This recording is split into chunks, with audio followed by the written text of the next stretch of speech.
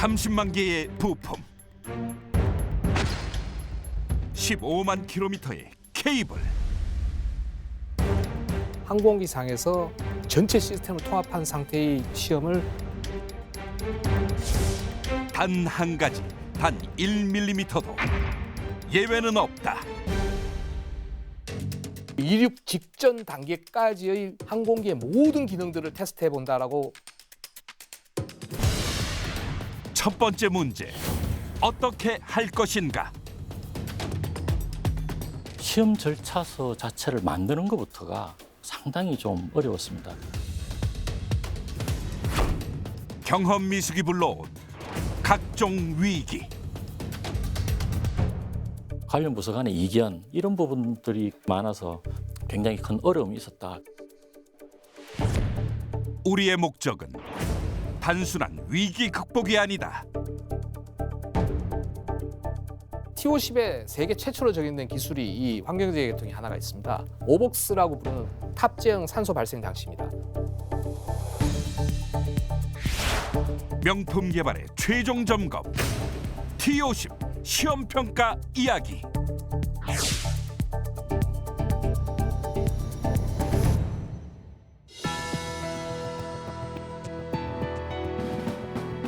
여러분 안녕하십니까? 첨단 국가의 초석, 방위산업의 남경입니다. 오늘은 TO10 고등훈련기의 시스템 통합시험에 대해 자세히 알아보겠습니다. 오늘 함께 하실 두 분 소개합니다. 먼저 오랫동안 카이에 근무하시며 TO10 고등훈련기를 포함해 다양한 국산 무기체계 개발을 이끌어오신 남정탁 팀장님 모셨습니다.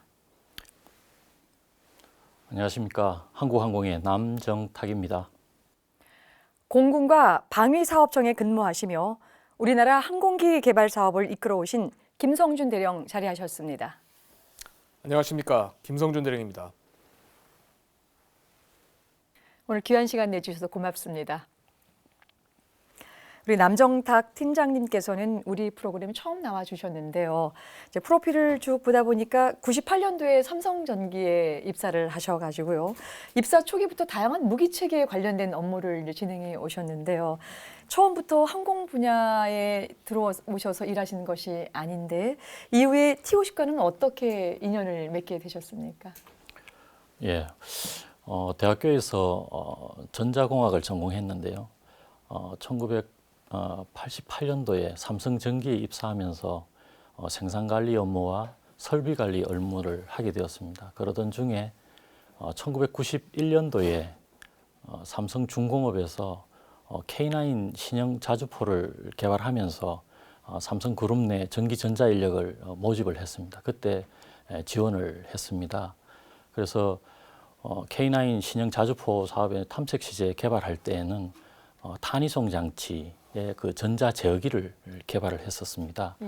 거기에 좀 참여를 하다가 선행 시제 개발 그리고 실용 시제 개발을 하면서 개발 계획서도 만들고 공정서도 만들고 시험 평가를 수행을 하면서 주로 체계 종합 업무를 하게 되었죠. 그러던 중에 이제 1998년도에 이제 삼성항공에서 KFP 사업이 이제 진행이 되면서 TO10 개발을 시작을 했습니다.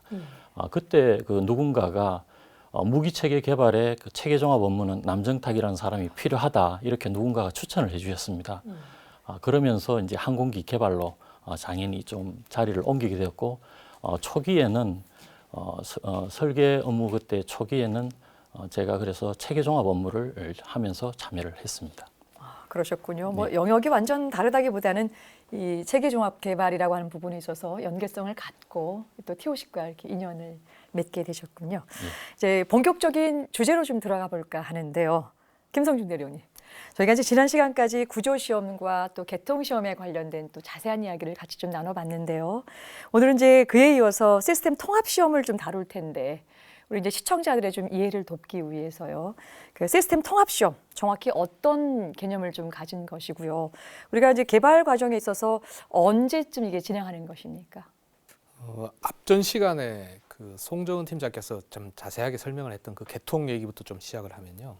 항공기에는 기본적으로 엔진, 연료, 2차 동력, 유압, 전기, 착륙 장치, 환경 제어, 항공전자 비행 제어, 조종실 무장 등 굉장히 다양한 계통들이 존재를 하고 있습니다.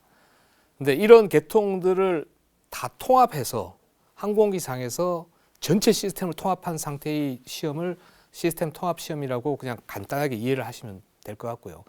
이제 그들 시스템 간의 상호 연동, 시스템이 혼자 존재하는 게 아니고 이제 그 시스템 속에 각각의 구성품들이 합쳐져서 하나의 시스템의 어떤 기능들을 수행을 하듯이 전체 시스템이 항공기에 다 들어가서 항공기 궁극적인 성능과 어떤 그 시스템 간의 상호 연동 그 부분을 확인하는 게 시스템 시험의 어떤 궁극적인 목표라고 할 수 있습니다. 이러한 시험들은 좀 전에도 말씀드렸지만 시스템이 다 통합돼서 항공기에 완전히 다 들어간 완성된 그 시제품 형상으로 수행되어야 되기 때문에 일반적으로 비행 시제품이 출고된 이후에 수행이 되고 항공전자나 비행지어처럼 그들만을 위한 어떤 특별한 시뮬레이터를 갖고 있는 경우에 그 시뮬레이터를 통한 통합 시험 같은 경우는 비행 시제 완료 전에도 이미 착수돼서 운영이 되는 어떤 그런 형태로 수행이 된다고 볼 수 있습니다. 그렇군요. 팀장님, 예. 이제 지금 이제 설명을 쭉 듣다 보니까요, 그 시스템 통합 그 시험이라고 하는 것이 이제 굉장히 큰 이제 개념이고요. 그 안에 이제 어떤 항목적인 부분이 좀 있을 것 같은데 항공기를 개발할 때 그 시스템 통합 시험 어떤 항목으로 구체적으로 구성이 되어 있습니까? 예, 시스템 통합 시험에 대해서 우리 김성준 대리님께서 잘 설명을 해주셨는데요. 저희들이 보면은 항공기를 설계할 때는 외형에 대한 설계를 먼저 진행을 하고 그리고 주요 구조물들을 설계를 하고 그리고 부품 단계까지 이렇게 들어가게 됩니다. 그런데 이제 시험을 할 때는 이 반대로 하게 됩니다. 부품을 먼저 시험을 하고 그 다음에 구성품을 시험하고 그리고 나서 시험하는 게 시스템 통합 시험입니다. 이 시스템 통합 시험이 끝나고 나면 바로 시제기 그 시험으로 들어가는 그런 수순이라고 보시면 되고요. 이 각 그 개발 업체에서 그 구성품 그 품질 인증 시험을 하게 되는데요. 이 확인된 그 각 구성품들을 항공기에 직접 장착을 합니다. 장착을 하고 나서 타 계통이나 항공기 상의 어떤 그 인터페이스 이런 영향성 등을 전체 종합적으로 기능 점검하고 성능을 확인하는 이러한 시험이 시스템 통합 시험이고요. 그러다 보니 앞에서 말씀하신 그 김성준 대령께서 쭉 계통을 좀 많이 말씀해 주셨는데 그러한 시스템 통합 시험의 종류가 굉장히 다양한데요. 우선 그 엔진하고 그 항공기 성능을 확인하는 추진 계통 시험이 있고요. 그리고 보조 동력 그리고 비상 동력 장치의 성능을 확인하는 2차 동력 계통 시험이 있고요. 그리고 항공기 내외부 조명 성능 확인 시험, 그리고 번개 저항성을 확인하는 낙뢰 시험, 그리고 전자기 환경에서 성능 확인 시험을 하는 게 있고요. 그리고 유압으로 작동하는 항공기의 그 조종면, 그리고 구동부의 어떤 그런 성능을 확인하는 유압 계통 시험, 그리고 조종실 여압, 냉방, 그리고 장비 냉각, 항공기 공기 조화 계통의 성능을 확인하는 환경 제어 계통 시험, 그리고 연료 계통에서 엔진으로 안전하게 연료를 공급하는지, 연료를 또 조절을 잘 할 수 있는지 이런 걸 확인하는 연료 계통 시험, 그리고 항공기 이착륙하는데 필수 시스템인 착륙 장치의 성능을 확인하는 착륙 장치 계통 시험, 그리고 계통의 손상을 초래하지 않는 범위에서 실제 기총이 발사가 되는지 아니면 밑에 폭탄 같은 이런 무장이 분리가 되는지 하는 무장 계통 시험, 그리고 조정실 배치와 조종사 간의 그 편의성을 확인하는 조종실 적합성 시험, 그리고 비행제어 계통과 항공기 간의 구조 연동을 확인하는 기체 구조 연동 시험, 그리고 항공기에 장착된 그 모든 전자 장비들의 그 성능을 확인하는 항공전자 시험, 이런 것들이 전 그 시스템 통합 시험이라고 할 수 있겠습니다. 예, 뭐 아주 이제 구체적으로 이제 그 추진부터 시작해서 기체 구조 연동까지 굉장히 다양한 부분을 이제 설명을 좀 주셨는데요. 이제 그렇게 다양하게 구성되는 항목 자체적으로 이제 우리가 보게 되면은 그 시스템 통합 시험이라고 하는 것을 하게 되면은 전체 속에서 세부적인 항목들 모두 다 이렇게 시험을 하게 될 텐데요. 여기에 필요한 인력이나 기술이나 기본적인 뭐 그밖에 어떤 인프라가 굉장히 구축이 좀 돼야 될 것 같은데 실질적인 상황은 어땠습니까? 예, T50 개발을 하면서 가장 인력이 많았을 때가 필요 인력의 약 한 70% 정도가 투입이 됐습니다. 그러다 보니까 시스템 통합 시험을 위한 인력을 별도로 이렇게 가지고 시험할 수가 없었습니다. 결국은 그 설계한 사람이나 그 개발한 사람이 그 시스템의 업체에 가서 어떤 시험 항목이 있는지, 어떤 방법을 하는지, 어떤 절차로 하는지 이런 걸 배워와 가지고 이제 하는 그런 수준의 인력들이 수행을 하게 되었고요.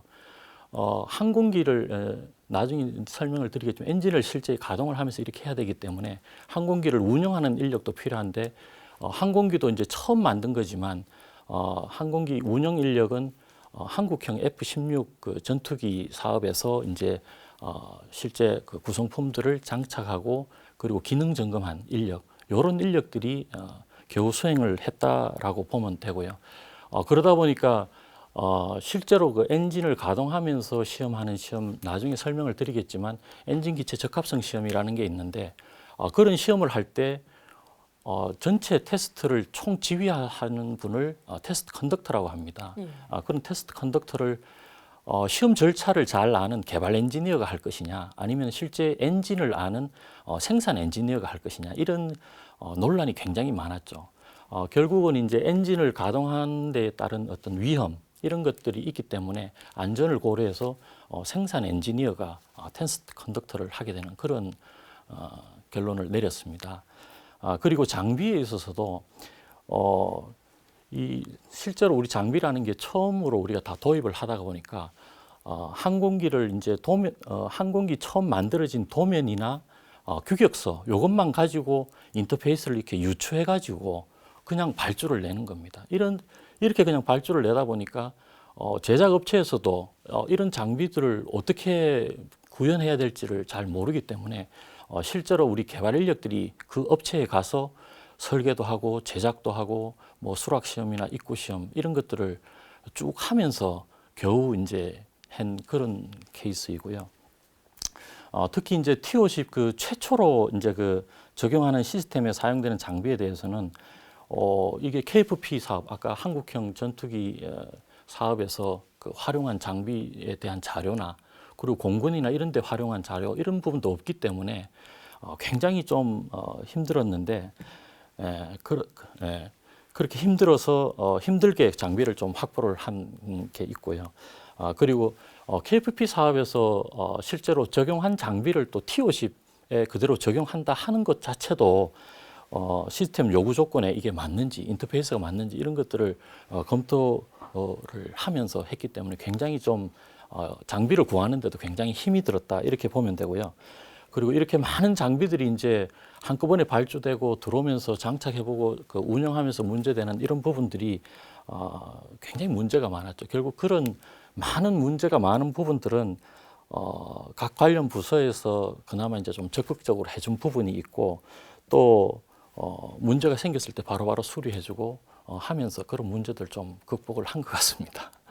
그러셨군요. 예. 다른 것도 그렇겠지만 시스템 통합 시험을 하기 위해서 노력하셨던 것들, 인력의 부족들, 또 설비나 이런 기본적인 부분에 기술적인 부분에 있어서 어떤 어려움 점들 이게 지금 뭐 4차 산업혁명까지 해서 시뮬레이터를 돌려도 될 법한데 하나하나 또 이게 만들어가는 과정들이 눈에게 선하게 그려졌습니다. 예, 말씀 잘 들었습니다. 여러분께서는 지금 첨단 국가의 초석 방위 산업을 시청하고 계십니다.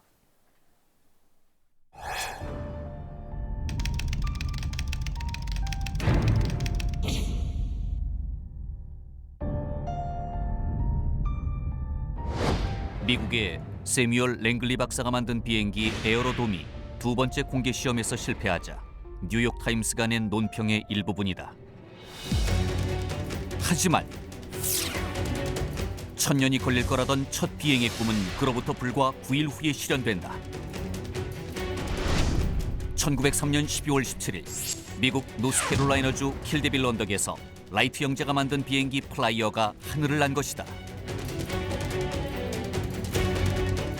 청년 시절 동업으로 자전거 수리점을 시작한 라이트 형제는 당시 미국에 불던 자전거 열풍 덕분에 큰 돈을 벌기도 했다. 땅 위에서 안정적인 사업을 이어가던 형제가 하늘을 나는 꿈을 갖게 된 것은 뜻밖에도 유럽에서 전해진 사고 소식 때문이었다. 독일 프로이센 출신의 기술자 오토 릴리엔탈. 그는 세계 최초의 무동력 글라이더 비행에 성공하며 항공기술의 개척자로 이름을 날린다. 하지만 1896년 8월 9일 글라이더를 타고 비행하던 중 강풍을 만나 15m 상공에서 추락하는 사고를 당해 생을 마감하고 만다. 하늘을 향한 인류의 꿈이 두려움으로 바뀔 법한 사고였지만 오토 릴리엔탈의 도전에 자극받은 라이트 형제는 오히려 자전거 수리로 얻은 기술과 돈을 비행기 개발에 투자하기로 한다. 그리고 1900년 가을, 형제가 만든 첫 글라이더가 완성됐다. 하지만 동체의 줄을 연결해 끌어당기는 방식이어서 글라이더라기보다 연에 가까운 형태였다. 하지만 라이트 형제는 오토 릴리엔탈보다 더 나은 글라이더를 만들고 싶었다. 형제의 꿈은 높고 원대했다. 바로 인류 최초의 동력 비행에 성공하는 것이었다. 이를 위해 1903년 2월 글라이더에 장착할 가솔린 엔진 개발에 성공했고 2.4m 길이의 프로펠러도 장착해 최초의 동력 비행기 플라이어 1호를 완성한다. 그리고 1903년 12월 17일 역사적인 세계 최초의 동력 비행에 성공한다. 불가능해 보이던 인류의 오랜 꿈이 실현되는 순간이었다. 이듬해인 1904년 봄, 라이트 형제는 두 번째 비행기인 플라이어 2호의 시험 비행을 진행한다. 결과는 실패였다. 기대와 달리 바람이 잠잠해서 충분한 양력을 얻지 못한 것이다.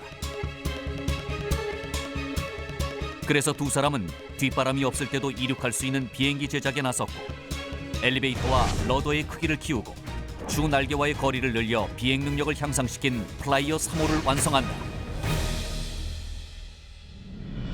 1905년 라이트 형제의 플라이어 3호는 미 국방부 관계자들이 보는 앞에서 38분 동안 38km를 비행했고 선회 및 방향 전환, 원운동은 물론 팔자 비행까지 성공해 국방부 관계자들을 놀라게 했다. 1906년 5월 22일 하늘을 나는 기계로 미국 특허를 획득한 라이트 형제는 미 육군에게 3만 달러의 항공기를 판매하며 군용기 제작과 공급 분야에서도 세계 최초의 기록을 수립한다.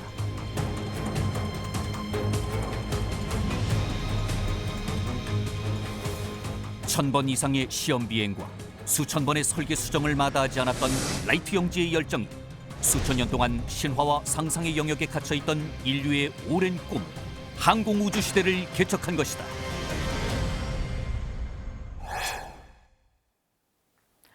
첨단 국가의 조석 방위 산업.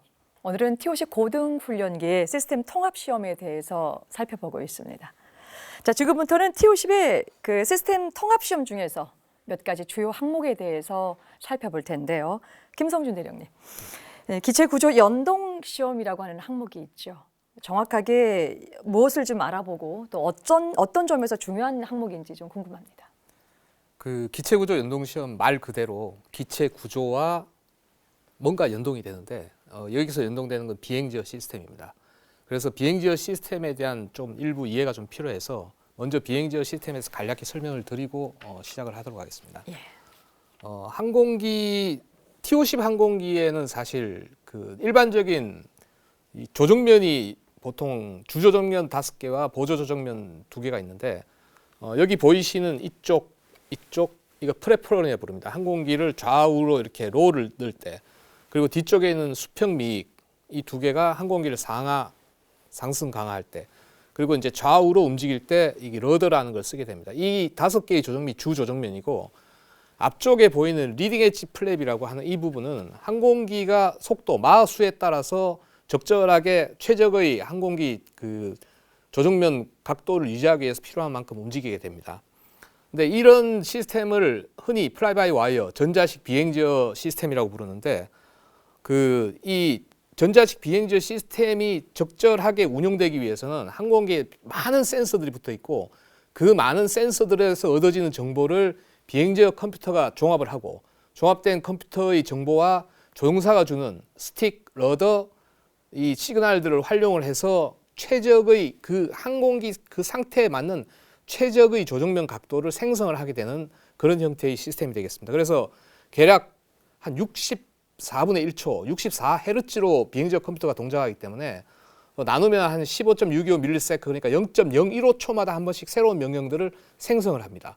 그 생성된 명령은 이제 항공기가 움직였을 때 나오는 어떤 여러 가지 피드백 시그널을 합쳐서 조종사의 명령과 항공기 외부에 있는 여러 가지 많은 센서들을 다 종합해서 움직이게 됩니다.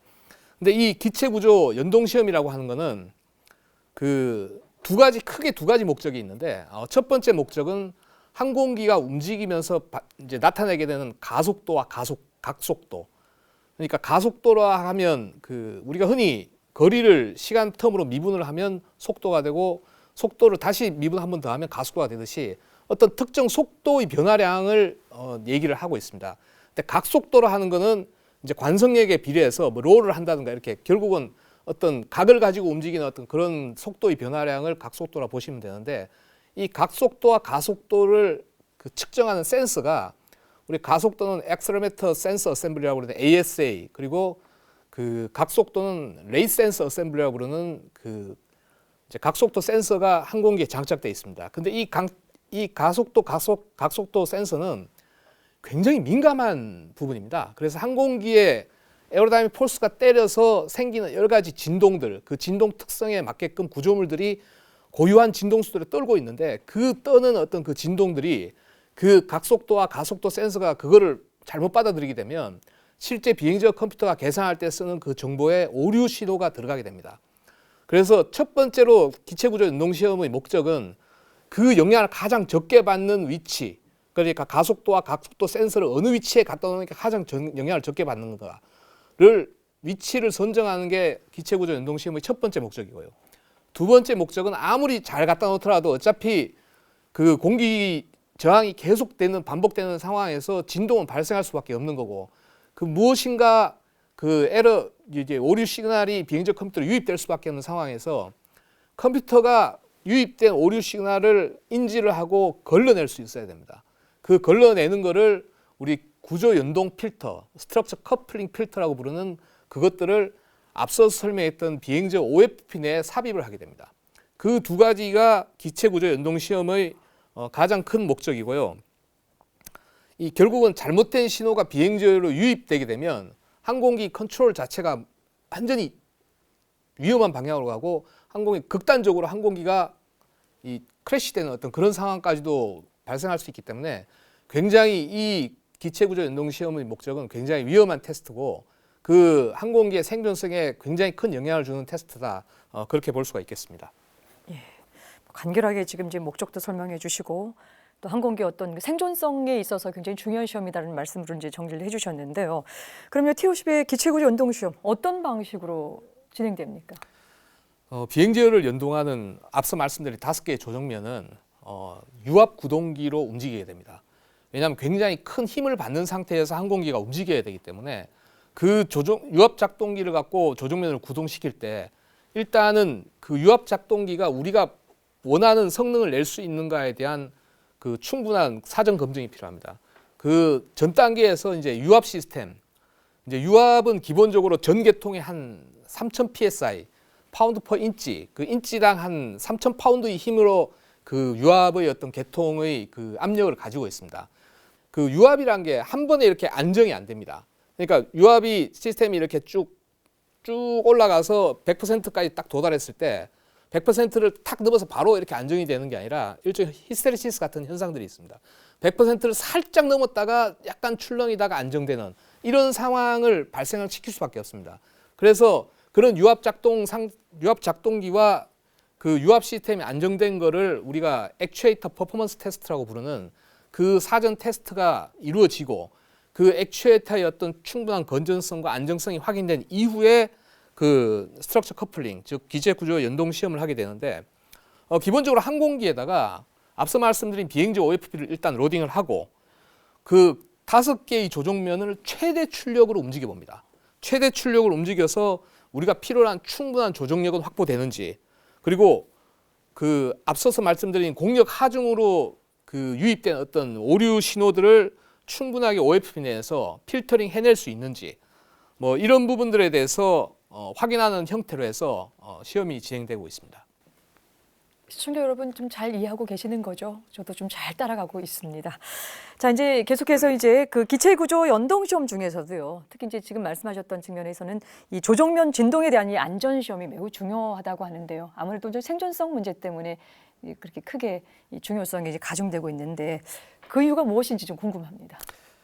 비행 중에 그 조종면이 떨게 되는 진동 현상이 발생하면 그 현상은 결국은 그 앞서 말씀드린 각속도와 가속도를 재는 센서로 잘못 유입이 되고 그 유입된 오류 신호는 결국 비행적 컴퓨터로 들어가서 그 결국은 이제 조종면의 어떤 조종사가 필요로 하는 조종면 각도, 내가 조종 명령이 이제 왜곡되는 어떤 그런 현상들이 발생하는데 이제 이 기체구조 연동 시험을 통해서 그 기체구조 연동 필터가 그 오류 신호를 걸러주지 못할 경우에는 그 극단적으로 항공기의 어떤 공진 현상도 발생할 수 있고 이제 요게 직접적인 그 기체구조 연동 시험의 목적은 아니지만 이제 플러트라고 부르는 왜 태풍이 왔을 때 다리가 출렁거리면서 떨어져 나가는 어떤 그런 현상까지도 유발할 수 있는 부분이기 때문에 굉장히 비행 안전 측면에서 매우 취약한 부분이라서 이 진동 안전 시험이 굉장히 중요한 거라고 볼 수 있습니다. 저희가 이제 이전에 T50 들어가기 전에 KT1 할 때도 이 플래터 문제 때문에 많은 이제 시간을 할애해서 좀 같이 그 방송을 좀 했었었는데요. 이 진동에 관련된 시험은 참 다양하기도 하고 또 다양한 만큼 이제 어려운 측면들이 많이 이제 오는데요. T50의 조종면 이게 진동 안전 시험 또 어떻게 진행이 됐고요. 물론 좀 어려웠겠지만 특히 또 어떤 점이 좀 가장 어려웠습니까? 이게 설명하기가 참 그 굉장히 미세한 부분이라서 예. 일단은 그 수행하는 방식은 DSA, 디지털 시그널 어널라이저라고 부르는 그 장비가 있습니다. 예. 그러니까 이게 전체적으로 주파수 응답에 대한 어떤 그런 부분이다 보니까 그 비행적 컴퓨터 신호를 임의적으로 조금 잘못된 신호를 그 생성을 시켜서 그 해당되는 조정면을 점진적으로 가진을 합니다. 그러니까 한 번에 쭉 높이는 게 아니라 일정 시간을 갖고 가진을 쭉 해서 가진을 하는 형태로 해서 그 비행적 컴퓨터 내에 있는 어떤 그 앞서 말씀드린 SC 필터가 그 오류 신호를 잘 걸러주고 있는지, 그러니까 클로즈 룹, 오픈 룹 이런 말들이 거기에 쓰이는데 전체적으로 ASA, RS에서 얻어진 정보가 비행적 컴퓨터로 들어오고 비행적 컴퓨터에서 오류 신호를 만들어서 조종면으로 보내고 조종면을 가진시킨 상태에서 얻어진 정보가 하나의 루프를 그리면서 중간에 필터로 걸러주고 하는 것을 지속적으로 보는 거죠. 그리고 거기서 못 걸러주는 부분이 생긴다면 추가적인 SC 필터를 흔히 너치 필터라고 해서 이제 해당되는 신호를 잘라버립니다. 어떤 그런 형태로 시험이 진행되고 있고요. 이게 어려운 거는 굉장히 예민한 시험입니다. 예민한 시험이다 보니까 최초에 우리가 예측했던 ASA나 RSA 피드백과 다른 피드백이 많이 나오게 됩니다. 그래서 실제 원래 예측했던 것과 시험 결과가 달리 나올 때 도대체 이게 어디서 그런 문제가 생기는지 문제 해결이나 그걸 다시 재설계를 하는 이런 부분들이 상당 부분 애로가 있었고 힘들었던 부분이었던 것 같습니다. 예, 그러시군요. 이게 여전히 생각할 때 진동면과 또 예민성 이런 부분들 때문에 이제 계속해서 시험 과정이 좀 어렵다는 말씀을 좀 주셨는데요. 저희가 이제 질문 순서를 조금 이제 바꿔보기는 했습니다만은 이 자료를 보니까 시스템 통합 시험 중에서 가장 먼저 시작되는 항목이 환경 제어 개통 시험이라고 하는데요.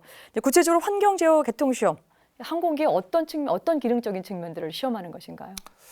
환경 제어 개통 시험은 크게 두 가지 시험을 하게 되는데 첫 번째는 조종사에게 공급되는 산소 개통, 그리고 실제 항공기에 수많은 항공전자 장비들이 들어가 있는데 그 항공전자 장비를 냉각시키거나 조종사가 비행하는 동안 어떤 굉장히 추운 온도에서 난방을 시켜주는 어떤 그 두 가지 측면으로 많이 하는데 그 T50에 세계 최초로 적용된 기술이 이 환경제어 계통이 하나가 있습니다. 오복스라고 부르는 온보드 악시전 제너레이팅 시스템 탑재형 산소 발생 장치입니다.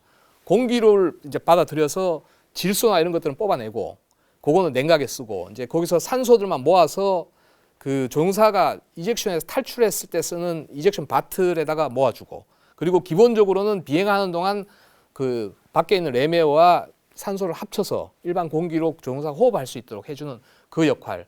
그리고 추가적으로 전투기가 상당히 하이지. 교수님 G가 뭔지는 아시죠? 네, G 설명. 예, 그 중력 가속도 9.8. 예. 그 G의 뭐 맥시멈 한 8배에서 9배까지 받게 됩니다. 그랬을 경우에 이 머리에 있는 피가 이제 아래로 내려가게 되고 흔히 얘기하는 그레이아웃, 블랙아웃에서 의식 상실까지 갈 수 있는 부분이라서 그런 걸 방지하기 위해서 G슈트라는 걸 있습니다. 그럼 G슈트는 뭐냐? 하체 어떤 바지 같은 거 뭐 베스트 슈트도 있지만 거기다가 순간적으로 압력을 꽉 집어넣어서 피가 밑으로 못 내려가게 강제로 눌러주는 어떤 그런 경우에도 이 환경제어 계통의 에어들이 쓰이게 됩니다. 그래서 환경제어 계통은 크게 그 조종사 생명에 관련되어 있는 산소 계통 그리고 이제 이 G를 예방하는 G슈트에 들어가는 어떤 그런 공기들 그리고 이제 항공기에 여러 가지 들어가 있는 항공 전자 장비들을 냉각하거나 뭐 난방시키는 어떤 그런 역할들로 이 환경제어 계통이 그 부분에 대한 시험을 하게 되고 그 시험하는 방식들은 주로 뭐 가령 뭐 예로 하나 딱 들어서 냉각이다 그러면 단위 면적당 발생하는 열 해석을 해서 얻어진 결과를 먼저 갖고요. 이 정도 열이 발생하니 여기에 냉각에가 이만큼 들어가야 된다라고 하면 그것들을 쭉 다 해석 결과를 쫙 다 뽑아봐서 우리가 공급해야 되는 쿨링 에어와 그 공급받아야 되는 그 냉각 양이 적절한지를 먼저 열 해석 결과를 통해서 얻고 실제 그 해당되는 그 베이라고 부릅니다. 장비 들어가 있는 방들 이게 겹적으로 쭉 나눠져 있는데 거기에 충분한 쿨링 에어가 들어갈 수 있는지를 실제 그 나오는 부분에 그 유량을 체크를 해서 테스트를 하는 형식으로 진행이 되고 있습니다. 그걸 어디서 했나요? 이거는 실제 그 환경제어 계통 전체를 체계 통합했던 그 해외 업체에서 제 기억에 락히드 마틴 해밀턴 썬더스트랬던가 다 정확하게 기억이 안 나는데 하여간 해외 업체 외주로 해서 턴키로 통으로 다 개발을 하고 시스템 통합 시험까지 해서 들어왔던 걸로 기억하고 있습니다. 예, 말씀 잘 들었습니다. 여러분께서는 지금 첨단 국가의 초석 방위 산업을 시청하고 계십니다.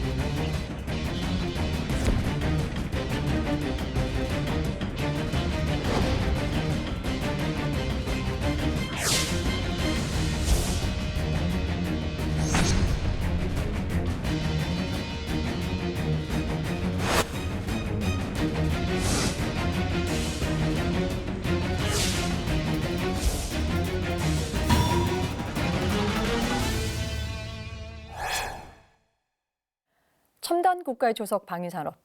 오늘은 TOC 고등훈련기의 시스템 통합 시험에 대해서 살펴보고 있습니다. 팀장님, 이제 엔진 기체 적합성 시험은 그 비행 전에서 하는 가장 중요한 시험이라고들 얘기를 하고 있는데요. 정확히 어떤 시험이고요? 왜 그렇게 중요한 것인지 궁금합니다. 예, 엔진 기체 적합성 시험은 그 실제로 항공기의 엔진을 작동하면서 항공기의 기체나 항공전자 등의 그 모든 시스템의 기능 점검을 위한 그 엔진하고 항공기의 통합 시험입니다. 그래서 그러다 보니까 그동안에 설계하고 해석한 그런 결과를 검증하는 그 엔지니어링 시험으로서 비행 전에 가장 중요한 시험입니다. 예를 들면 엔진을 시동할 때는 엔진이 스스로 점화해서 작동하는 것이 아니고 2차 동력이 엔진을 작동시키는 그 초기 작동 이후에 그 일정 RPM이 된 수준에 도달했을 때에 엔진 스스로가 이제 작동하도록 그렇게 연계가 되어 있거든요. 그렇기 때문에 그 시스템 각각이 정상 작동하는 것을 시험하는 각 개통 시험이 이제 종료가 되면 엔진 시동 전부터 각 시스템이 정상적으로 작동하고 또 엔진 작동하면서 연료 개통, 유압 개통, 환경 제어 개통 뭐 이런 모든 시스템이 정상 작동하는 것을 확인하는 시험이 엔진 기체 적합성 시험이거든요. 그래서 엔진이 작동함에 따른 각 시스템의 어떤 기능 그리고 성능을 확인하는 종합적 그런 시험의 성격이고 항공기가 비행하기 전에 최종적으로 그 비행 안전을 확인하는 그런 성격을 가지고 있는 시험이기 때문에 항공기 개발 수순에 있어서는 대단히 중요한 그러한 시험이라고 할 수 있습니다. 예, 그렇군요. 마지막 이륙하기 직전에 마지막으로 하는 이제 시험이다. 그만큼 이제 안정성에 굉장히 중요한 부분이라는 말씀을 주셨는데요. 근데 이제 TOC 개발하는 이 기간 동안에 이게 제한된 시간 내에 엔진 기체 이 적합성 시험을 하느라 굉장히 애를 많이 쓰셨다고 하는데 당시 상황은 어땠습니까? 예, 엔진 기체 적합성 시험은 어려웠던 점이 여러 가지가 많은데요. 시험 절차서 자체를 만드는 것부터가 상당히 좀 어려웠습니다. 각 시스템에 대한 그 기능 및 성능을 확인하기 위한 어떤 시험 절차나 이런 거는 각 계통 담당자들이 그냥 만들기 때문에 그런 부분을 쉽게 구성할 수가 있는데 엔진을 작동하면서 이에 대한 그 종합적인 시험이 엔진 기체 적합성 시험이기 때문에 이런 시험 절차서를 만드는 것은 서로의 코워크를 해가면서 해야 되고 이렇게 하기 때문에 아무도 해보지 않은 시험이고 또 실제로 이런 시험 절차서를 만들었을 때 이게 맞게 만든 거야 하는 이런 의구심이 들기 때문에 스스로도 아마 확신할 수 없는 그런 시험 절차였습니다. 그러다 보니까 이제 따로따로 해서는 도저히 만들 수 없다 해가지고 최초로 이제 그 TF팀을 일단 만들었죠. 그리고 이 TF팀에서 가장 먼저 한 일은 각 시스템에서 엔진이 작동하면서 그 확인해야 되는 각 시험들이 뭐가 있냐 그거를 이제 하나씩 전체적으로 좀 종합하는 업무를 먼저 했죠. 그러면서 이제 각기 이제 그 각 2차 계통은 2차 계통대로 내 시험을 먼저 해야 된다. 뭐 연료 계통을 먼저 자기 파라미터를 먼저 봐야 된다. 이런 부분이 있는데 그거에 대한 우선순위를 잡는 것부터가 어렵기 때문에 그래서 이제 우리가 기준을 잡아야 되겠다 해가지고 처음으로 이제 엔진의 작동을 기준으로 하자.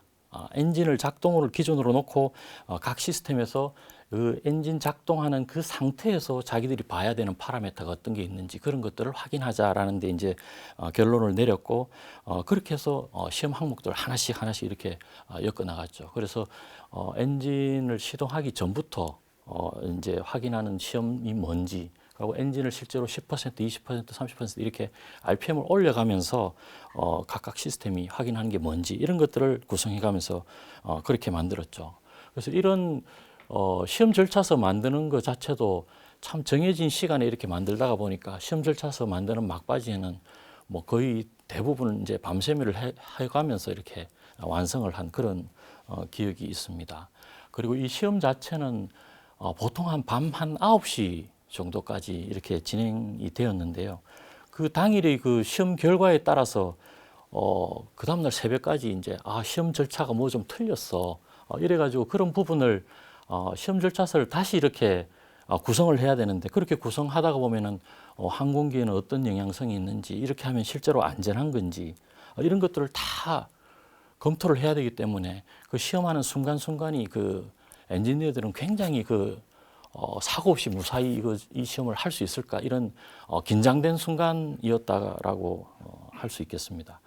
그리고 이 시험을 하기 위해서는 이 계측 준비, 그다음 이제 데이터의 정확도, 그다음 이제 통신 문제로 인해서 이런 시험도 많이 지연이 되고 추운 날씨 그리고 예상치 못한 이 결함이나 문제점들이 나오는 바람에 그리고 관련 부서에서는 자기 계통의 문제가 아니다라고 이렇게 이제 자기 계통의 문제로 삼고 싶지 않은 그런 부분 때문에 관련 부서 간의 이견 이런 부분들이 굉장히 많아서 굉장히 큰 어려움이 있었다. 그러나 이제 시험을 이제 하나씩 해가면서 항공기를 우리가 조금씩 신뢰해 갈 수 있네. 이렇게 작동시킬 수 있겠구나 하는 그런 신뢰를 쌓을 수 있는 그러한 시험이었고요.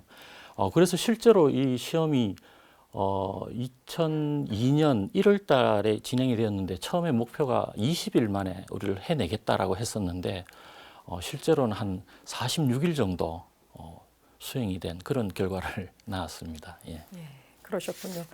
다른 것보다도 오늘 이제 다뤄보고 있는 이 시스템 통합 시험이라고 하는 것이 그 따로 했던 것들을 전체 또 같이라고 하는 이 부분으로 이제 하게 되다 보니까 여러 가지 원인적인 부분들도 서로 이제 피해가려고 하는 것들이 이제 굉장히 컸고요. 더군다나 지금 말씀하시는 과정에서 그 시험 절차서를 만들어가는 것, 기준이나 표준이 있었으면 맞춰가면 됐었을 텐데 아무도 가보지 않은 길에 대해서 이게 가면서도 이게 맞는 길인가라고 하는 것들 다시 한번 이렇게 되돌아볼 수 있었던 그런 작업이었던 것 같은데요. 자, 이제 여러모로 이제 굉장히 많은 시행착오를 또 겪게 되고 또 그런 과정에서 이제 시험을 완수하기 위해서 많은 이제 노력을 좀 해오셨는데요. 자, 어떤 과정을 거쳐서 이 문제 잘 타게 해서 성공하셨습니까? 예, 앞에서도 그 엔진 기체 적합성 시험을 진행하는데 많은 어려움이 있었다라고 말씀을 드렸는데요. 개발 엔지니어들과 그 시험 절차서를 준비하고 그 시험 진행을 하면서 매일 아침에 그 시험 현황에 대한 그 회의를 했습니다. 왜냐하니까 앞에서도 말씀드렸다시피 이 시험이 종합 시험이다 보니까 시험 준비를 하는 데 있어서도 어느 한 부서만 준비할 수 있는 부분이 아니기 때문에 전체 종합적인 현황 그 회의가 필요했고요. 각 계통별로 확인해야 되는 그 유량이나 압력이나 유압이나 뭐 여러 가지 해당되는 센서들을 장착해야 되고 이러한 센서들이 DAS라는 그 데이터 어퀴지션 시스템이라고 하는데 거기서 실제로 데이터들이 받아들여지는지 그리고 그것을 우리가 모니터링 할 수 있는지 그리고 그런 데이터들을 분석할 수 있는지 이런 것들을 구현하는 거 이런 부분에 있어서도 시험을 수행하는 데 굉장히 중요한 요소입니다. 그래서 이러한 시험 준비 상태 그리고 이게 항공기를 실제로 작동을 하면서 해야 되기 때문에 항공기가 늘 엔진을 가동시킬 수 있는 상태를 만들어야 되기 때문에 그 항공기의 준비 상태도 매일매일 이제 액션 아이템화 해가지고 관련 부서에서 누가 언제까지 이걸 할 것인지 이런 것들을 해서 실제로 하나하나 해결해 나간 것 같습니다. 앞에서도 말씀드렸다시피 엔진 기체 적합성 시험이 한 9시 정도까지 진행이 되었는데 시험 절차서도 다시 만들어야 되지만 실제로 발생한 센서의 문제라든가 계측상의 문제라든가 아니면 LRU 상에서 발생한 이런 문제들 이런 부분들은 또 항공기의 그 생산 요원들이 그런 부분들을 그 다음날 시험을 할 수 있도록 그렇게 조치를 했습니다. 그래서 제 생각에는 우리나라 최초로 하여튼 개발되는 항공기에 개발이나 생산이 따로 없이 공동으로 참여해서 성공적으로 좀 수행해 갔다는 그런 일념이 이런 엔진 기체 적합성 시험을 성공적으로 수행하게 된 요인이라고 저는 생각을 합니다. 예, 말씀 잘 들었습니다. 김성중 대리원님, 이제 지상 활주 시험이라는 항목도 또 진행을 했다고 하는데요. 명칭대로라면 항공기가 하늘을 날지 않고요, 이 활주로 같은 이 도로 위를 달려보는 것인데 지상 활주 시험 언제 어떤 식으로 진행하고 어떤 기능을 체크하는 겁니까? 지상 활주 시험은 거의 초도 비행 시험 착수하기 직전에 통상 하게 되는 시험입니다. 지금까지 앞에서 이제 쭉 설명해 왔던 지상 시험, 뭐 엔진 기체 적합성 시험이나 기체 구조 연동 시험, 기타 등등의 많은 시스템 통합 시험들이 다 완료가 된 그 시험들의 종합판이라고 봐도 될 만큼 실제 비행에 근접해서 하는 어떤 시험이라고 볼 수 있습니다. 그래서 통상은 지상 활주를 한 4 영역으로 구분하는데 흔히 얘기하는 램프, 주기장 내에서 한 10나트 곱하기 1.8을 하시면 됩니다. 한 18km 정도로 항공기가 이렇게 랜딩 기어를 통해서 조향장치도 이제 랜딩 기어 조향장치라고 부르는 부분이 이제 항공기의 노즈 쪽 앞쪽에 기어가 하나가 있고 뒤쪽에 2개가 있습니다. 조향장치는 앞쪽에 있습니다. 그래서 조향장치가 그 왼쪽으로 가려면 이제 이렇게 틀어주고 오른쪽으로 틀어주고 그리고 브레이크는 이제 뒤쪽 메인 랜딩 기어 쪽에 달려 있는데 이런 조향장치 시험 등 이제 이미 시동이 걸려서 이제 항공기 엔진의 RPM 그러니까 항공기의 추력은 거의 아이들 상태. 그러니까 이제 기본적으로 시동만 걸려 있는 우리가 자동차에 시동을 걸고 악셀을 밟지 않은 상태. 그걸 아이들 정도라고 생각을 하시면 됩니다. 그 정도 상태에서 살짝 밟아서 항공기가 조금 전진하는 그 정도 속도의 램프, 주기장 택시가 있고요. 주기장 활주. 그리고 이제 그거보다 조금 더 빠른 속도. 여기서는 계략적으로 한 40나트 정도. 곱하기 한 72km 정도. 그러니까 자동차가 그냥 일반적으로 주행을 하는 정도의 속도. 그 정도 속도에서 이제 로우 택시라고 합니다. 저속 지상 활주. 그 테스트에서 똑같이 앞서서 했던 엔진 기체 적합성 시험 등 모든 항공기 전개통의 어떤 상태를 확인해 보는, 그리고 조향 장치가 너무 민감하게 움직이지는 않는지, 브레이크는 잘 밟히는지 이런 것들을 테스트를 해보는 거고, 그 다음 단계가 이제 미디움 지상 활주로 해서 이제 중간 속도 대략 한 50에서 70나트, 뭐 1.8을 곱해 보시면 한 90km에서 한 150km, 90km에서 한 150km 정도 속도로 이제 택시를 하는 지상 활주로 하면서 조금 더 비행에 근접한 형태로 이제 하게 됩니다. 그 다음 단계가 마지막으로 이제 실제 비행에 가장 근접한 하이 택시, 그러니까 고속 지상 활주. 항공기가 T-50 항공기가 대략 한 80에서 100나트 사이를 이렇게 지상 활주를 쭉 하게 되면 이제 윙으로 이제 에어로다이내믹 포스가 때려지면서 양력이 발생하면서 항공기가 들썩들썩 들립니다. 앞쪽에 달려있는 노즐 랜딩기의 스트러트가 쭉 빠집니다. 이렇게 평상시 때 쭉 들어가 있는 상태에서 이게 완충 장치가 쭉 빠지면서 어느 순간 이제 랜딩기어도 쭉 들리면서 이륙을 하게 되는데, 그 이륙 직전 단계까지의 항공기의 모든 기능들을 테스트해 본다라고 보시면 정확할 겁니다. 그래서 기본적으로는 전 계통의 어떤 정상 작동 여부와 착륙 장치의 건전성을 점검하는 어떤 시험이 되겠습니다. 이제 이륙하기 위한 마지막 그 단계라고 하는 걸로 이제 이해를 되는데요. 그런데 T-50의 지상 활주 시험, 날씨 때문에 어려움이 좀 많다고 하는데요. 지상 시험이 이 날씨에 영향을 받을 이유가 좀 있을까요? 그 지상 활주 시험은 엄밀하게 얘기하면 비행 시험 영역에 좀 속하는 부분이고요. 좀 전에 제가 램프 택시, 로우 택시, 미디움 택시, 하이 택시 이렇게 설명을 드렸지만, 하이 택시는 거의 비행 시험 영역이라고 보시면 되고, 그 이하는 지상 시험과 비행 시험에 걸쳐 있는, 끼어 있는 어떤 그런 테스트라고 보시면 되는데, 비행 시험은 기본적으로 비행 시험을 할 수 있는 기상 제한치들이 그 해당되는 시험을 하는 그 비행장의 국지 절차에 명시된 그 기상 제한치 영역 내에 있어야 됩니다. 그러니까 날씨가 뭐 쾌청한 날씨에 문제도 없고 온도도 괜찮고 다 괜찮으면 비행을 하겠죠. 비상 하이 택시도 하고. 그렇지만 그 안개가 쫙 들어와서 악시정 상태에서 활주로 저 앞에 한 3-4천 피트 앞이 잘 안 보인다. 그런데 고속으로 달릴 수는 없지 않습니까? 그런 경우 또 한 가지는 RCR이라고 그 런웨이 컨디션 리딩이라고 부르는 활주로의 상태가 있습니다. 이게 젖어 있느냐, 말라 있느냐, 미끄러지지는 않느냐 등등에 대한 활주로의 전반적인 상태를 그 해당되는 기상대에서 예보를 내게 되고, 그날 현재 RCR은 얼마다라고 했을 때 그 RCR 제한치에 걸리면 택시를 할 수가 없습니다. 비행도 일단 못 하는 거고. 그런 부분들 때문에 기상, 뭐 우리가 흔히 지상 시험 그러면 지상에서 하는 건데 날씨랑 무슨 상관이야 하지만, 이것도 일종의 하이택시 같은 경우는 비행 시험의 영역에 두다 보니까 그 날씨의 영향을 좀 많이 받았던 적이 있었던 것 같습니다. 예, 오늘 뉴시스템 통합 그 시험에 관련된 다양한 이야기 잘 들었습니다. 고맙습니다. 출고 행사를 통해 처음 모습을 드러낸 T-50 고등훈련기가 각종 지상 시험을 거치고 24번의 지상 활주 시험까지 마쳤습니다. 자, 이제 진짜 하늘로 날아오르는 초도 비행이 남아 있는데요. 최초의 국산 초음속 항공기가 과연 안전하게 이륙할 수 있을지, 그 이야기 다음 시간에 이어가겠습니다. 시청해주신 여러분 고맙습니다.